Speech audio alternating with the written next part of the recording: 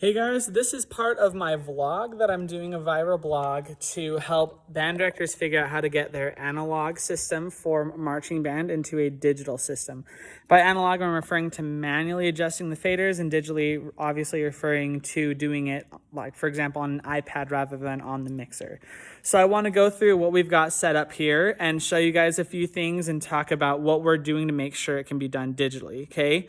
So I just want to show you our mixer real fast. Okay, that's what the mixer we've got right now. You see we've got some color in there to help color coordinate for the students. We didn't have that before, so I'm gonna tell you what it was like before and then what I've done to make it a little bit better. Okay, so right now we've got the speaker cart there and the speaker cart there, and I've got just two instruments up here we set up. We're gonna have 3 vibes and 3 marimbas, 2 microphones on each marimba and 1 per vibraphone. And what we've done here is the cords used to be wrapped around all the way around this frame, and we were using about a 15 to 30 foot cord to make this work. So what we actually did is we got a 10-foot cable, 1 per microphone and the routing of the instruments. And the 10-foot cable is the length of the instrument, and on the vibraphone, we found that from the microphone to the end of the frame, we can get away with a 5-foot cord from the microphone, and if there's any cable going from the other side, we needed a 10-foot cable. So I'm going to show the other side now. So before, this is just what I'm doing to clean it up and make it a little tidier and a little bit easier to use. Before, these cables were just wrapped around like crazy all over the place, all over this frame, wrapped around maybe 3-4 times like that, and then you'd have the cable come out like this. What I've done is I've gone in and zip tied the cable as best I can, so it is hidden. I don't know if you can see it well from here. So it is hidden. You can kind of see that cord all along right here. So it's hiding and you can't see it from the front view. Okay, so this cable right here, we let them all dangle about finger length is I think what we decided. And that way they have not that far of a distance between each other playing, but we won't have to worry about cords dragging on the ground. You can see here that we have the microphone hanging right here. We have it color coordinated to the output track that is going to be on the mixer, along with the cords wrapped around.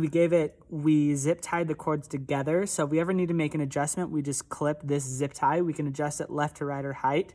And ideally, this extra cord we have here will give it enough room to move. They both follow up here on the frame, hidden behind, and they connect right here.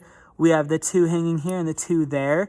And as you can see on the ends, they're still color coordinated which channel they'll be on the mixer. So we have 16 colors to help us. We have 16 channels we can put in, and we color coordinate from the very get-go every time that color is going to represent something. So this instrument specifically is a brown microphone.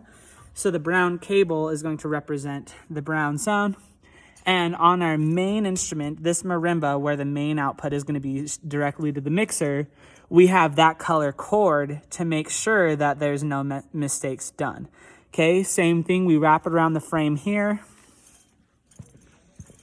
And I don't know how well you can see. We have our first microphone right here. Can't see that well, it's purple. And then we've got our blue here, and you can see the blue cord really well with the red bungee to hold it up. And then the cords all come down here, hidden behind. You can kind of see the gray pop up right there as we use it. And then it's connected to a D'Addario Direct box. And this has a DB25 connection, and this is one of the most important first things I did to connect. So I brought in my hardware and told the director we need some kind of snake to make plugging into the mixer easier. This Direct box can take a cord from the mixer and bring it in here. So everything's pre-plugged into the mixer, and we just have to bring the cord over here. This is super important when I show you the next step, okay? So we're gonna take this cord, and we're going over to the mixer here. The connector to that Direct box is DB25, okay? So this has 3 pins per channel, the DB25, and we're gonna take this cord, and all a student has to do is take the cord and plug it in right there. Like that. Okay, so that makes sure the students can do this easily. You can even assign one staff member to be very careful. The pins can easily be broken. So we actually keep it in an old sock, just that way we don't get a lot of dust in there, and we help show the students this cable is very important. The modular system is what it's called, PlanetWave Modular System. All the cords we purchased were about $200. Okay, and to show you, it connects to right here. And this has a snake output of 8 channels. I'll show you right now, it's plugging into an audio interface. This audio interface is the Focusrite 8 in, 20 out. So we're gonna show you the interface right now. And we have the knobs to control the volume on the system here. Sorry, the lighting's bad.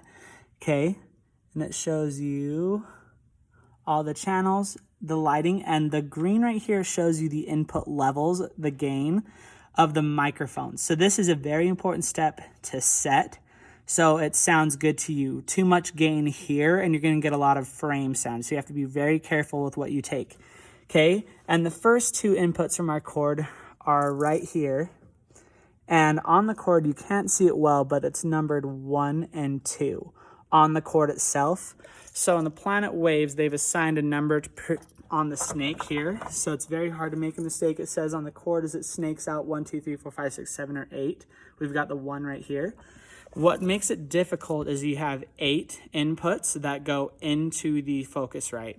2 of them on the front right here. 1, 2. And the other 6 are in the back. If we did not have this modular system, a student would bring 8 cords over here and have to reach in the back in the middle of all this mess and try and plug in, and you can't even see my hand now, try and plug in all 8, and they would have to go in the exact correct spot without any mistakes. So to avoid this issue, we're using the modular snake system. Once again, $200 for those of you interested. It may not seem like you think $200 and like, well, I can plug it in another way. This is for ease and to ensure that everything gets plugged in, especially since you're adding in the digital component. Okay. And then real fast, so you guys are aware, this right here, as you see, taking up a lot of space, is our snake system. It's our output. So we have the output there. So nobody's ever going to have to reach in and unplug or plug in cords from the output of our audio interface. They're just gonna take the cords that are already output, and it's color coordinated with our channels here, red, orange, yellow, green, blue, and so on and so forth. That way the students, all they have to do when they take the mixer cover right here off, all they have to do is plug in red, orange, yellow, color coordinated here. And once again, they're in the rainbow order and they're color coordinated over here at the direct box. So students know exactly where to put their colors, and lucky for us, the bottom 4, if you can see it, the bottom 4 are already plugged in because it's connected to this marimba right here. So only the top 4 need to be plugged in from the other marimbas that would be plugged in on the other side. It goes through the modular snake in there. It's already plugged in to the audio interface. The output's already plugged in. So the next plugin with the 4 on top of the direct box, the next plugin is to the modular snake that we take to the direct box. And then we have a third student who's in charge of plugging in the channels, and they understand it is on the lowest. We do not have a stereo output to make it a balanced since they're XTRS 1/4 inch cables. So to make it balanced, we just want to send a mono signal, and we just send it through the right channel of the mixer. But now let's talk about why you need that audio interface. So in main stage, the audio interface is going to go to our computer here. Okay, and main stage has channels on the right side right here where you can tell it the input channel from the audio interface and what output channel. So for example, we have 10 outputs on the audio interface that have a analog input or output, not a digital channel. The analog output, we've assigned 1 through 8 as our inputs, the same number, but 9 and 10 we've assigned to be the synth. Since the synth, we want to be controlling digitally, and our MIDI keyboard, we want to be controlling digitally. So everything our synth player does here will be channels 9 and 10. And those channels we can apply sounds to. So I'm going to go to Perform View for a second. and show you guys the performance view. What we've done is we've shown the performer what sounds they will be creating throughout the show because they can read it on the screen there. When they press one of these two keys, either B or C, they will see the screen go down. So I'm going to show you the screen and press C on the keyboard, and you'll notice the colors change. Okay, so C, our performer knows is down, and B, we know they understand means back up. So I'm going to press B and we'll go back up, and you'll see that yellow bar right here going up or down. So back up, and if you go back up, we have what we call our alias channel, and that's where all the original channels were created. To save space on our computer, there are some sounds we use more than once in the show, so we created an alias channel, which is where all the originals are, and we made copies. So that copy takes no extra RAM space, but what it does is it eliminates us from making 3 of the same channel that take up 3 additional RAM space for you on the SSD. So we're showing you we're going down, down, down, down using C, and the student knows where we're at based off of where it shows you movement 1, 2, or 3 and what measures we're in as they're going through. And we've rewritten their music, and I'll share a PDF in the comments of what it looks like to add in the key switches. So we just rewrote it so they can see that. And the other important thing to mention is the iPad integration. So this is the why do you want your system to be digital and not analog. You want it to be digital once you can add in all the sounds available from MainStage. Another reason why you want to incorporate the digital is so you don't need a staff member or a student sitting at the mixer. The likelihood something is moved where it shouldn't be is very high when you have somebody sitting at the mixer. It is very easy to do the same thing on an iPad, but you're less likely to trust somebody with your iPad when you're working with the audio. I have the luxury of being hired as the audio person, so I get to sit at every show with the audio. If you know what you're doing in terms of channels up and down, stick to just that. As you can see here, all we have is our channels up and down, okay? Make it a view you can actually see.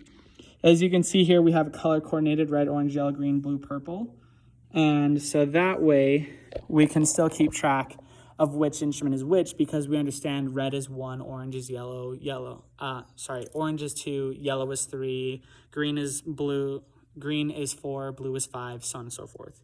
So as we go through the channels, as the student goes through, each set and each movement, we have all of those 8 channels to deal with, and we can manipulate it digitally. This will send a signal to the computer from the iPad that we're controlling, and we're just controlling the volumes like this. We're doing nothing else but that at this stage in the show.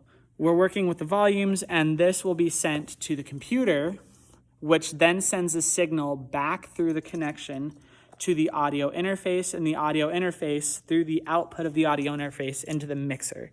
The mixer we've preset to be the volumes we want for the show, and all we're doing is making slight dynamic changes throughout the show. If there's a part where a student tends to play louder than they should be, we can bring the fader down there digitally and not mess with the mixer analog.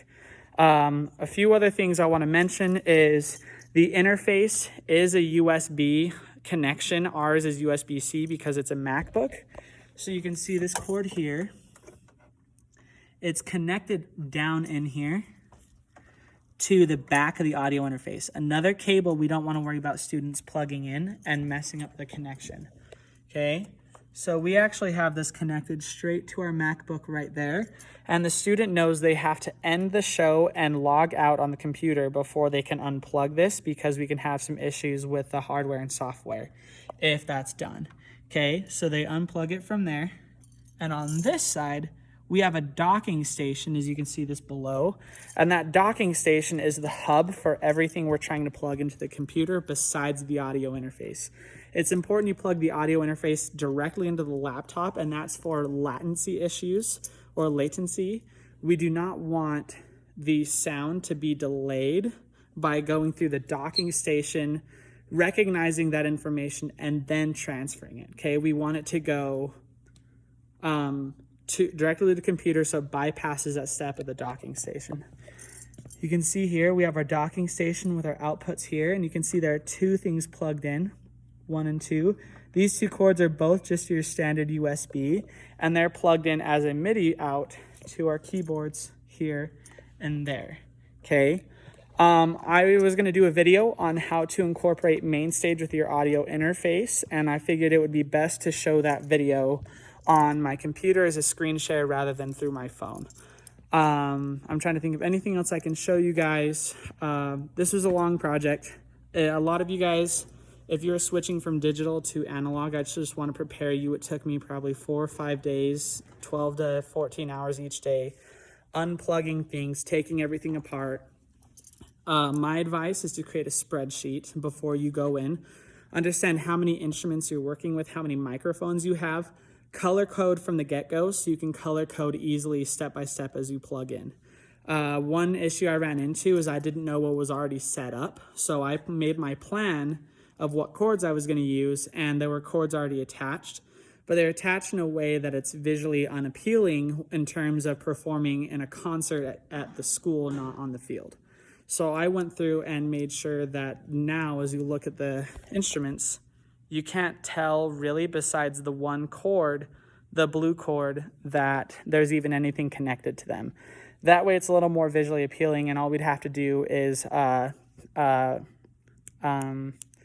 use one of our cable connectors and just take that up a little bit higher to the bars during the concert season. So that took a long time. Just the cabling and color coding and everything takes a long time. And then the next video I'll show you, I'll go very slowly through the process of setting up the keyboards and everything we had to do to make sure it would work digitally.